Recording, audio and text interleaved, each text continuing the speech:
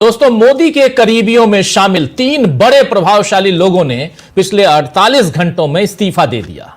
प्रधानमंत्री ऑफिस यानी पीएमओ, जिसको अब कुछ तीर्थ के नाम से, लोक तीर्थ के नाम से जाना जाए, सेवा तीर्थ, देखिए तीर्थ, सेवा तीर्थ के नाम से जाना जा रहा है, क्योंकि अभी 2-3 दिन पहले इसकी घोषणा की गई है। तो पीएमओ और केंद्र सरकार से हुए इन इस्तीफों ने बीजेपी को बड़ी मुसीबत में डाल दिया है, क्योंकि मामला केवल इस्तीफों का नहीं है, बल्कि इनके जरिए कुछ बड़े राज छिपाने की कोशिश है, जिन पर कांग्रेस ने जबरदस्त हमला बोला है। आपको बता दूं कि सत्ता के गलियारों से लेकर मीडिया हाउसेस तक बड़ी दखल रखने वाले मोदी के खासम खास ओएसडी हिरेन जोशी ने अचानक पीएमओ से इस्तीफा दे दिया था। अब आज खबर आ रही है कि वो आज बैठे थे पीएमओ में, लेकिन इस्तीफे की बात उनकी क्यों आई, यह भी बड़ा सवाल है। और वहीं इनके बाद लॉ कमीशन के सदस्य हितेश जैन, अभी 6 महीने पहले ही उनको सदस्य बनाया गया था, उनसे उनका प्रभार ले लिया गया, उन्होंने इस्तीफा दे दिया। और प्रसार भारती के चेयरमैन नवनीत सहगल की कल रात अचानक विदाई हो गई। ये गंभीर सवाल खड़े कर रहे हैं कि आखिर हो क्या रहा है प्रधानमंत्री के ऑफिस में, हो क्या रहा है नरेंद्र मोदी की सरकार में। पवन खेड़ा ने तो साफ कहा है कि हिरेन जोशी कौन सा बिजनेस कर रहे थे, कौन सी बेटिंग ऐप चला रहे थे, कौन से विदेशी पार्टनर थे, सरकार जवाब दे। कल ही प्रेस कॉन्फ्रेंस की थी पवन खेड़ा ने, जिसमें उन्होंने बहुत सारी बातें कही थी, जिसमें आप याद कीजिए कि संचार साथी ऐप को लेकर उन्होंने खुलासा किया था, जिस पर सरकार बैकफुट पे आई और संचार साथी ऐप का जो नोटिफिकेशन था उसको उन्होंने, सरकार ने वापस ले लिया। और इसमें संचार मंत्री देश के ज्योतिरादित्य सिंधिया, जो इधर से उधर गए थे, यानी कांग्रेस से बीजेपी में गए थे, उनको मुंह की खानी पड़ी, मोदी सरकार को मुंह की खानी पड़ी। लेकिन पवन खेड़ा ने यहां कल दूसरी बात भी की थी, और हिरेन जोशी की बात की थी, बेटिंग ऐप की बात की थी, विदेशी पार्टनर की बात की थी। आखिर चल क्या रहा इस सरकार में अंदर खाने, खबरें छिपाई जा रही हैं, बताई नहीं जा रही हैं। लेकिन 22 नवंबर से 24 नवंबर तक हुआ क्या, आज की तारीख आप जानते हैं 4 तारीख है आज, लेकिन 22 से 25 या 24 नवंबर को हुआ क्या था, और कल मिडनाइट आखिर क्यों हटा दिए गए नवनीत सहगल के बारे में भी आपको बता दूं दोस्तों कि नवनीत सहगल उत्तर प्रदेश की सियासत में काफी दखल रखने वाले आईएएस ऑफिसर रहे हैं। जब मायावती की सरकार थी तो मायावती के काफी करीबी रहे, उसके बाद जब अखिलेश यादव की सरकार आई तब भी वो काफी करीबी रहे, जब बीजेपी की सरकार और आदित्यनाथ योगी बने सीएम उनके भी काफी करीबी रहे, और इसके बाद प्रसार भारती के हेड बना दिए गए, चेयरमैन बना दिए गए। लेकिन कल रात को अचानक उनसे भी इस्तीफा ले लिया गया। आखिर क्यों ये सब हो रहा है? लेकिन हिरेन जोशी के बारे में जो कहा जा रहा है, हिरेन जोशी का नाम भी बहुत आप लोगों ने सुना होगा। हिरेन जोशी वही है जिनके बारे में कहा जाता है कि सुबह सुबह हर गोदी मीडिया के मालिकान और उनके एडिटर इन चीफ या जो भी वहां प्रभारी है, उनके पास उनका व्हाट्सएप मैसेज या कोई मैसेज चला जाता है, जिसमें बताया जाता है कि आज शाम को, आज दिन भर किस खबर को चलाना है, कैसे कांग्रेस पार्टी और विपक्ष को यहां नीचे दिखाना है। ये सारी बातें कही जाती हैं हिरेन जोशी को लेकर। लेकिन क्या सचमुच हिरेन जोशी ने इस्तीफा दे दिया था? लेकिन आज कहा यह भी जा रहा है कि वो आज पीएमओ में दिखाई दिए हैं। पवन खेड़ा ने गंभीर आरोप लगाए थे कल हिरेन जोशी पे, सुनिए। अब देखिए, सरकार को इसमें खुलासा तो करना पड़ेगा। हिरेन जोशी कोई छोटा नाम नहीं है। प्रधानमंत्री कार्यालय में सबसे मजबूत, सबसे ताकतवर व्यक्ति, जिसने इस देश के लोकतंत्र की हत्या में बहुत महत्वपूर्ण काम किया, आप लोगों को का गला घोंटने का बहुत काम किया है, और अब चर्चा में भी हैं। उनके साथी एक हैं जो लॉ कमीशन में अभी 7 महीने पहले ही आए थे, उनको आनन फानन में बाहर कर दिया लॉ कमीशन से। सुना सरकारी घर भी खाली करा दिए। क्या हो रहा है, देश को जानने का हक है।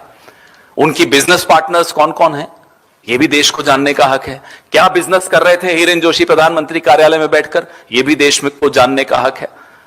कौन सी बेटिंग ऐप थी, क्या था, किसमें वो हिस्सेदारी है, उनकी चर्चाएं चल रही हैं सोशल मीडिया पर। और अगर सरकार जल्दी बाहर आकर कुछ नहीं बोलेगी, खुलासा नहीं करेगी, स्पष्टीकरण नहीं देगी, तो जाहिर सी बात है ये चर्चाएं चलेंगी मोबाइल्स पर। भले आप कितनी ऐप्स ले आइए, जो लोगों को जानकारियां मिल रही हैं प्रधानमंत्री कार्यालय से मिल रही हैं, तो वो जानकारियां सबके पास जा ही रही हैं। बहुत सारी सुना है बिजनेस इंटरेस्ट हो गए इनके, विदेशों में इनके क्या लिंक्स हैं, जब विदेश यात्रा की वहां किन किन से मिले, क्या राष्ट्र के हितों का कोई समझौता किया हिरेन जोशी ने अपने साथियों से मिलकर अमेरिका में या जहां भी गए हों, ये सारी खुलासे अब आएंगे। ये देश जो है ना, लोकतंत्र को आप इतनी आसानी से मार नहीं सकते। कोशिश बहुत कर ली आपने। अब प्रधानमंत्री के कार्यालय पे बहुत बड़ा सवालिया निशान खड़ा हो गया।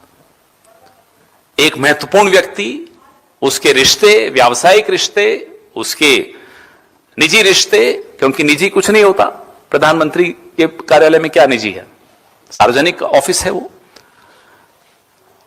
क्या संबंध किससे हैं, उन संबंधों का क्या नुकसान इस देश को हुआ, ये पारदर्शिता से देश को जानने का हक है और सरकार का कर्तव्य है कि पारदर्शिता से हिरेन जोशी का पूरा प्रकरण देश के सामने रखें।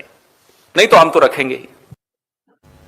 तो यहां हिरेन जोशी का पूरा प्रकरण देश के सामने सरकार रखे। कांग्रेस ने साफ कहा है कि या तो सरकार स्पष्टीकरण दे, नहीं तो हम खुलासा करेंगे।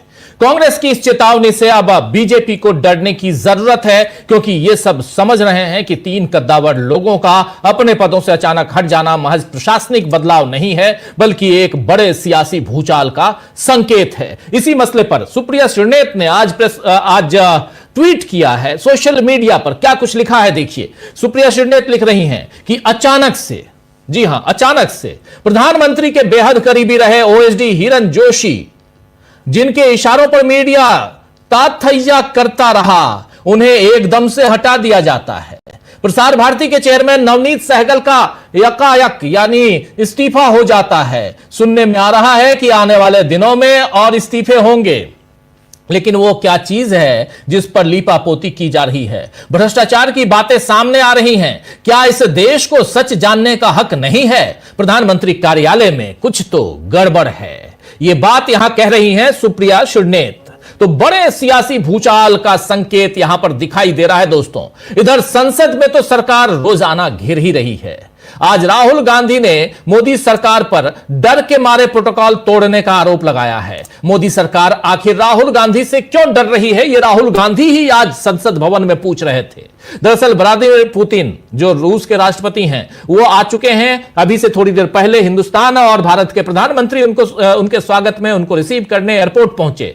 तो व्लादिमीर पुतिन के भारत दौरे पर नेता प्रतिपक्ष से उनकी मुलाकात न होने पर राहुल गांधी ने सवाल उठाए हैं। राहुल गांधी ने कहा है कि आखिर क्या कारण है कि नेता प्रतिपक्ष को विदेश से आए हुए किसी नेता, किसी राष्ट्रपति, राष्ट्राध्यक्ष, इनसे मुलाकात करने की इजाजत नहीं है, और यह सिर्फ और सिर्फ मोदी सरकार में हो रहा है। इससे पहले कभी नहीं हुआ, चाहे वो मनमोहन सिंह की सरकार हो, चाहे वो वाजपेयी की सरकार हो, या पीवी नरसिम्हा राव की सरकार हो, राजीव गांधी की सरकार हो, इंदिरा गांधी की सरकार हो, उनसे पहले की सरकारें हो, ऐसा कभी नहीं हुआ। लेकिन इस लोकतंत्र में अब जो हो रहा है ये बहुत ही खतरनाक है। राहुल थे आप यहां साफ साफ मोदी जी इस नॉर्म को फॉलो नहीं करते हैं। तो राहुल ने कहा है कि हम भी हिंदुस्तान का प्रतिनिधित्व करते हैं, सिर्फ सरकार प्रतिनिधित्व नहीं करती है। इसी मसले पर प्रियंका गांधी, मनोज झा जैसे नेताओं ने, प्रियंका गांधी कांग्रेस पार्टी की सांसद हैं, और मनोज कुमार झा, प्रोफेसर मनोज कुमार झा आरजेडी के सांसद हैं, आप जानते हैं,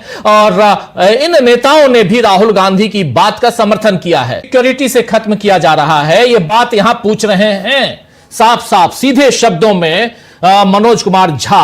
हालांकि इस पर बीजेपी की भी प्रतिक्रिया आई है। संबित पात्रा जी ने कहा है साफ साफ कि राहुल गांधी कुछ भी कहते हैं, बढ़ा चढ़ा के बातें करते हैं, देश का नाम बदनाम करते हैं, जब वो देश से बाहर जाते हैं तो और बदनामी करते हैं। ये सारी बातें घिसी पिटी बातें जो बीजेपी करती रही है, वही बात कह रहे हैं। यहां संबित पात्रा बीजेपी की तरफ से अपनी बात रख रहे थे, लेकिन सवाल यह उठता है कि आखिर राहुल गांधी ने जो बात कही है उसमें कितना दम है?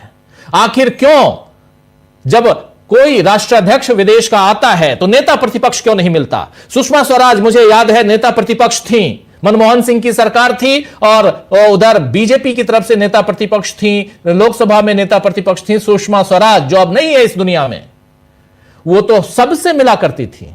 मनमोहन सिंह की सरकार उनके लिए वो सारी सुविधाएं, मीटिंग सब अरेंज करती थी। आखिर नेता प्रतिपक्ष जब आज की तारीख में राहुल गांधी हैं, तो उनसे क्यों नहीं मिलने दिया जा रहा है? उन्हें पुतिन से मिलने क्यों नहीं दिया जा रहा है? इस बीच देखिए, ये प्रधानमंत्री पहले ही यहां आ चुके हैं, लेकिन सुबह सुबह आ चुके हैं, लेकिन रशिया के राष्ट्रपति व्लादिमीर पुतिन एक लंबे अंतराल के बाद यहां पहुंच रहे हैं, इंडिया पहुंच रहे हैं, जिस पर सबकी निगाहें टिकी हुई हैं। अमेरिका नाराज है, यूरोप नाराज है, कई सारे देश नाराज हैं। इसलिए नाराज हैं क्योंकि सबने रशिया को अलग थलग कर दिया है, यूक्रेन के साथ युद्ध के कारण खासकर, लेकिन रूस के साथ भारत की दोस्ती, और उसमें भी इस वक्त जबकि ऑपरेशन सिंदूर में रूस का जो डिफेंस सिस्टम अपने पास है S-400, उसके कारण भारत को बहुत क्षति होने से बचाव मिला। यानी भारत ने अपने आप को बचाया, वही S-400 के कारण जो डिफेंस सिस्टम है, उस डिफेंस सिस्टम पे भी बात होनी है, बहुत सारी डिफेंस डील होनी है, बहुत कुछ होना है।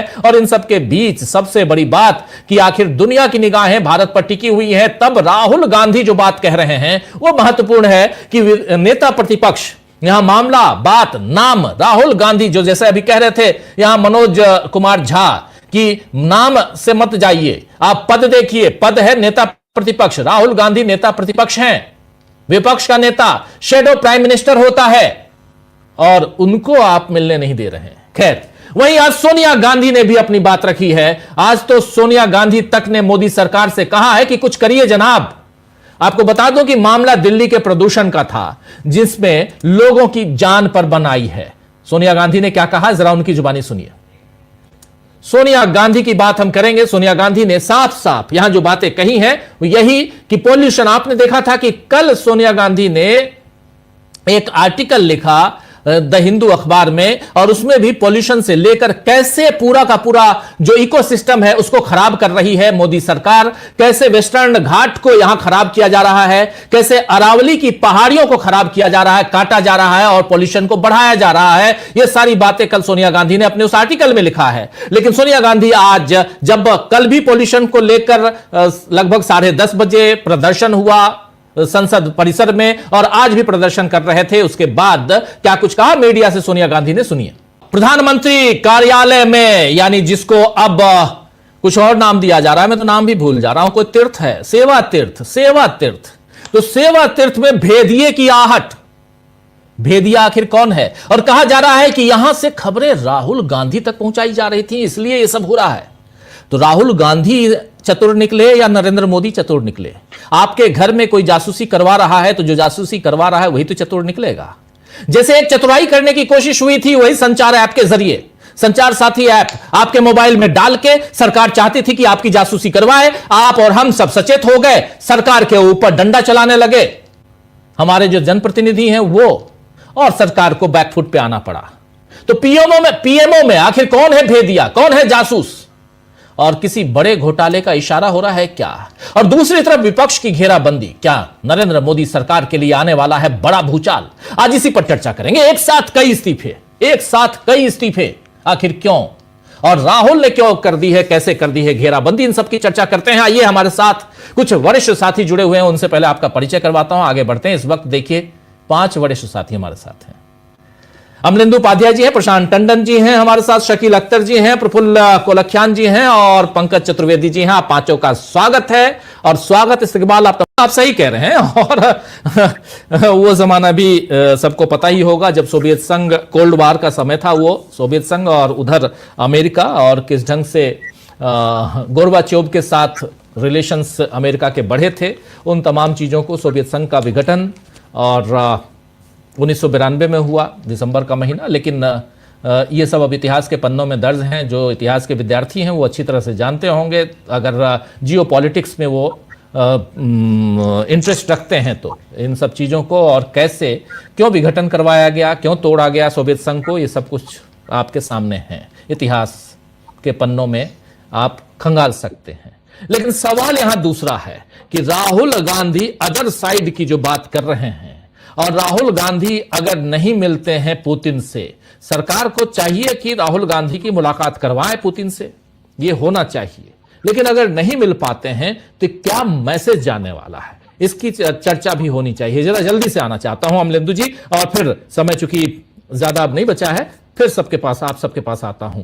इसका क्या मैसेज जाएगा, क्या पैगाम जाएगा अगर राहुल गांधी की मुलाकात नहीं करवाती है सरकार? बात राहुल गांधी की नहीं है, बात नेता प्रतिपक्ष की है, और रूस के राष्ट्रपति से अगर मुलाकात नहीं होती है तो क्या मैसेज जा सकता है, जाएगा क्या? देखिए, एक तो राजीव जी राहुल गांधी इस बात के मोहताज नहीं है कि मोदी जी पुतिन से उनकी मुलाकात करवाएं। राहुल गांधी जब चाहेंगे तब पुतिन से मुलाकात हो जाएगी, मास्को में भी हो जाएगी। तो राहुल गांधी का वो एक लीगेसी है, नरेंद्र मोदी को उस लीगेसी को प्राप्त करने के लिए 170 जन्म लेने पड़ेंगे। लेकिन जो सरकार का दायित्व है, सरकार उसको पूरा क्यों नहीं कर रही, बात इस बात की है। मसला यहाँ पे है, मसला ये नहीं है कि राहुल गांधी जो मिलने के लिए उतावले हैं पुतिन से कि साहब पुतिन से मुलाकात हो जाए। बात ये कि एक प्रोटोकॉल है, उस प्रोटोकॉल का पालन ये सरकार क्यों नहीं कर रही है? आखिर ये सरकार या मोदी जी राहुल गांधी से इतने डरते क्यों हैं? अब बीजेपी तो कह दिया कि साहब राहुल गांधी चूंकि विदेश में जाके भारत की बुराई करते हैं तो इसलिए नहीं मिलने दे रहे हम। ये बयान आ गया बीजेपी के कई नेताओं का। तो भाई अगर ये मसला है तो फिर मोदी जी तो बहुत बुराई कर चुके हैं भारत की। तो मोदी जी को तो बाहर जाने ही नहीं दिया है, किसी से मिलने ही नहीं दिया है, विदेश में कोई विदेशी प्रतिनिधिमंडल आए। तो राजीव जी, इसका संदेश पूरी दुनिया में एक बहुत खराब जाएगा कि सरकार जो है वो किस तरीके से अपने विपक्ष से डरी हुई है। और वैसे ही राजीव जी, यहाँ की जो चुनावी प्रक्रिया है वो इस समय पूरी दुनिया में जेर बहस है कि किस तरीके से वोट चोरियां की जा रही हैं। जो आरोप हैं ये राजीव जी सारी दुनिया में छप रहा है। ऐसा नहीं है कि सिर्फ यही नारे लग रहे हैं। वोट चोर गद्दी छोड़ के नारे अगर संसद में लगते हैं राजीव जी, तो पूरी दुनिया उसको पढ़ती है कि भारत की संसद में वोट चोर गद्दी छोड़ के नारे लग रहे हैं। तो यानी जो संसद के अंदर नारे लग रहे हैं वोट चोर गद्दी छोड़, ये सरकार उस पर मोहर लगा रही है। फिर अगर आप राहुल गांधी को मिलने से रोकते हैं, पुतिन को, राहुल गांधी नहीं बल्कि मैं कहूँगा नेता प्रतिपक्ष को, अगर आप नेता प्रतिपक्ष को अगर आप विदेशी जो मेहमान आ रहा है उससे मिलने से रोकते हैं, इसका मतलब यह है कि जो संसद में नारे लग रहे हैं वोट चोर गद्दी छोड़, तो इसका मतलब वोट चोरी का मामला है। कुछ भयभीत है बहुत ज्यादा सरकार जो है, प्रधानमंत्री भयभीत हैं, ये राजीव जी समझा सकता है। हालांकि आपको याद होगा कि जब शेख हसीना जो थी वो प्रधानमंत्री थी और वहां कूप नहीं हुआ था बांग्लादेश में, उससे पहले आई थी भारत प्रधानमंत्री की हैसियत से, तो वो खुद जाकर जो थी वो सोनिया जी से और राहुल गांधी से वगैरह सबसे उनके घर गई थी, उनसे जाकर मिली थी। तो ये एक लीगेसी है उस परिवार की। तो ये वो जो जिन लोगों के संबंध रहे हैं वो आकर मिला करते हैं, प्रोटोकॉल तोड़कर भी मिला करते हैं और सरकार के रोकने के बावजूद मिला करते हैं। लेकिन बात यहाँ यही पैदा होती है कि आखिर मोदी जी इतने घबराए हुए क्यों हैं? भाई ठीक है, आप बचपन में मगरमच्छ पकड़ा करते थे ट्रंप के साथ, बहुत अच्छी बात है।